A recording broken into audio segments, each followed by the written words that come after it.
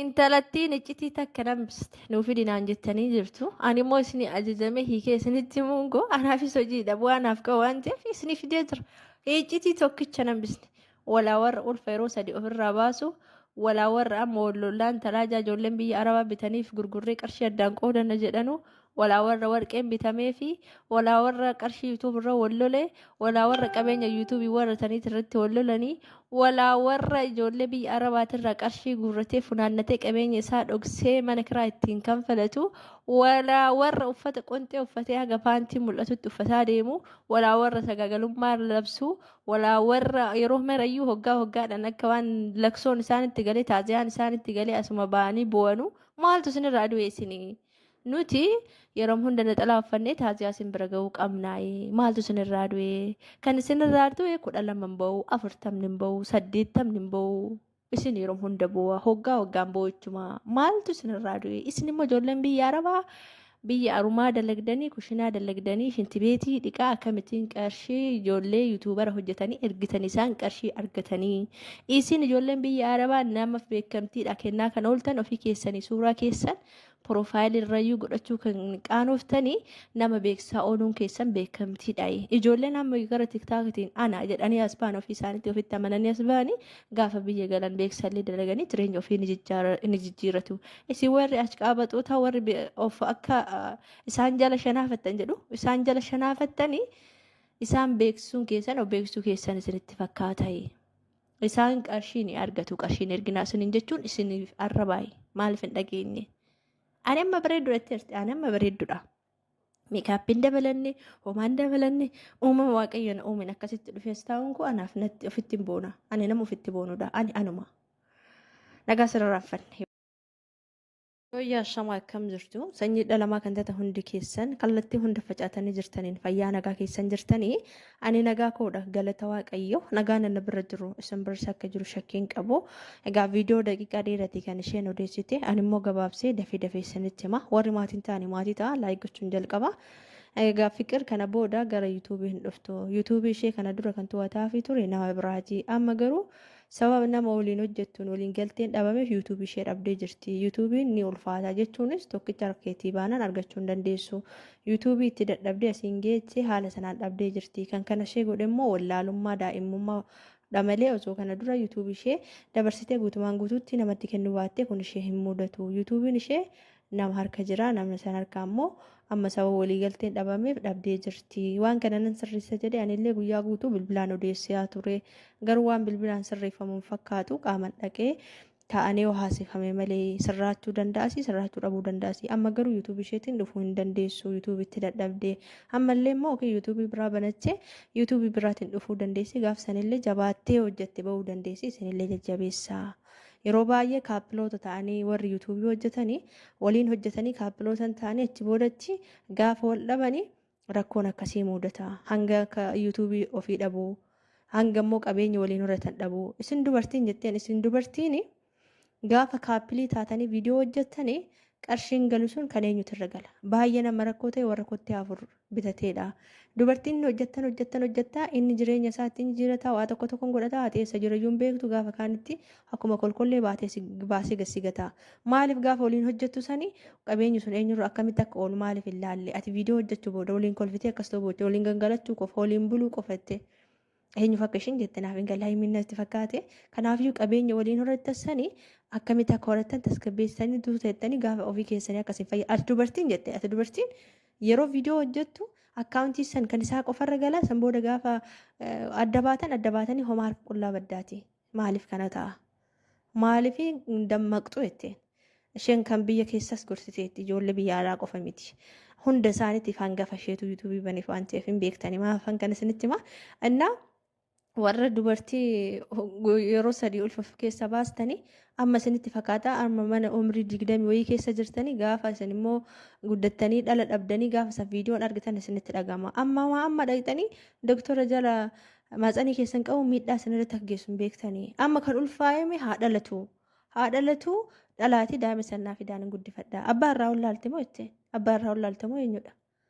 Kanaafiyyuu amma isin hojiin keessan kun hojiin isin ajaa'ibsiifattan eebaluu kiyya minxisiyya kiyyattanii eebaluu jala shaniifattan tokkoon tokko isaanii hojii isaanii beeka. Inni naafte kan jettanii ani kanatti wanta inni naaf hin qabu ani dubartii ogeettii ofii kiyyaa hojii kiyyaan jiraadhudha. Ani nama ogummaa kiyyaan boonudha. Kan ittiin boonan ogummaadhaan malee hojii sagaagalummaa labsuun dubartiin takka ittiin dhiira 5 6 waliin ciisudha. Dhiira kaanii gottotanii dhufuudha. Kana wanti itti naaf. Ana basatta habiibti itti naanti arabiffettammoo wala afaan isaanii jettammoo amaariffettan. Sirriitti isaan goote mataa dhaga qannam tokkoon sodaadhu ofii kiyyaa kan kontirool godhee yuutuubii kiyya to'atu mana kiyyatti immoo waan barbaadu ofii kiyya waan to'adhu waan barbaadu odeessuu danda'a. Warri jala shaneeffattan ofii keessanii suuraa keessan piroofaayilii irra godhachuu qaanoftanii nama beeksisa laataa ooltanii ofii keessanii achumatti akka barbaadan jetteen. Ani nama ofittiin boonu ani bareedduudhaan isin boodhatte. Ani isin booda akka keessanii miti. Warra amaaraa akkas ijoollee amaaratti warri qarshii kennan akkasii ijoolleen isaan abshaala yoo ta'e mana amantaatii fi yookiin immoo biyya isaaniitiif malee ijoolleen amaaraa kanan gootu kan kana godhu keenyatti. Arrabaa mucuu isaan goote. Innaa isin akkamittiin suuraa keessan piroofaayilii irra gochuu kan qaanoftan suuraa nama beeksisaa ooltanii. Yoo ta'e as baatanii gara tiktaakitiin amma ijoolleen gaafa as baanii biyya gaafa galanii hojii beeksisaa hojjetanii jireenya ofiitiin jijjiirachuu danda'anii. Isin qarshii namaa ergu qarshii namaa hin erginaa isiniin jedhe. Ani isin arrabsaan jiru ammallee isinitti maara. Qarshii hin erginaa. Isaan galatoomiyyuu hin jedhanii. Qamisii bittee kan namaa ergitu haadha keetii waan gootu haadha kee hin gammachiistu. Isaan isin tuffatanii. Isaan gaafa isin qarshii kaashii 10,000 20,000 kennitanii fiiganii dhufanii. Even galatoomiyyuu hin jedhanii. Isin maaliif qarshii 10,000 mindaa isaaniitirraa mindaa keessanirraa kilooreksiidhaan kushinaa keessatti gubachaa shintibeetii dhiqaa. Korreeksiin ajaan korreeksii dhukkuba isinitti fida akkamittiin qarshii keessan dadhabdanii isaaniif ergitanii isaan qarshii guddaa argatanii hin dhageessanii akkamitti isinitti himaa ana fakkeenyaan godhattanii innaa kan kana taasisan immoo kaleessa isinitti himeen ture maqaalleen dhoofne nama qarshii isin ergaafi turtosan mana kiraatiif taasifatti konkolaataa miliyoona 3 qabatti jedhanna intallattii san immoo ani maqaa isheen dhoofne isinuu beektanii jirtanii jetteen.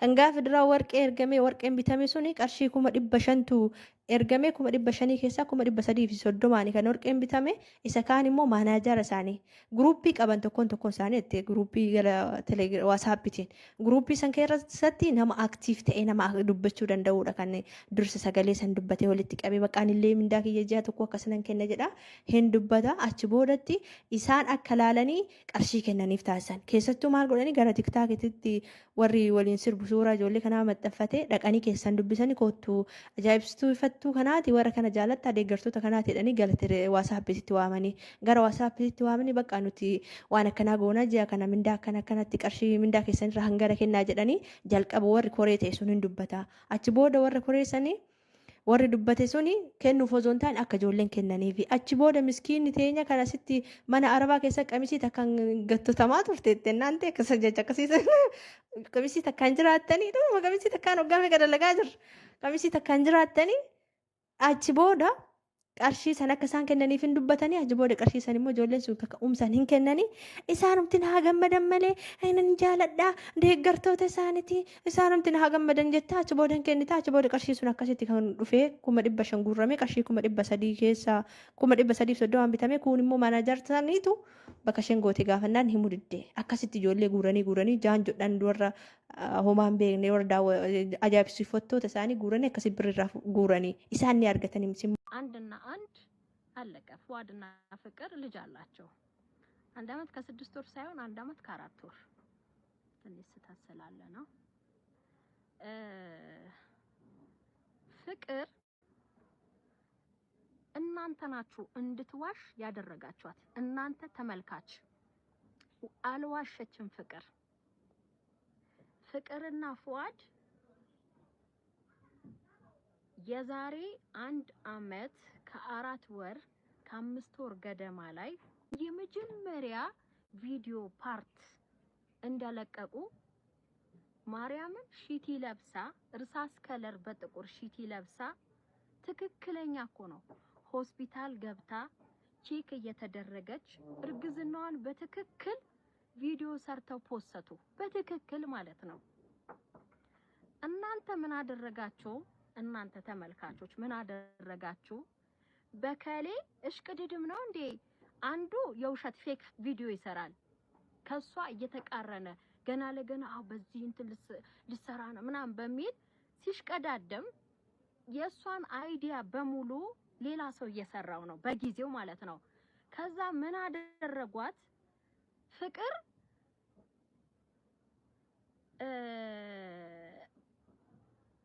ኦኬ ምንድነው? ቆይ እስቲ አንዴ ላስተካክለው። ቀንታ ነው አይደለም ብቻ በቃ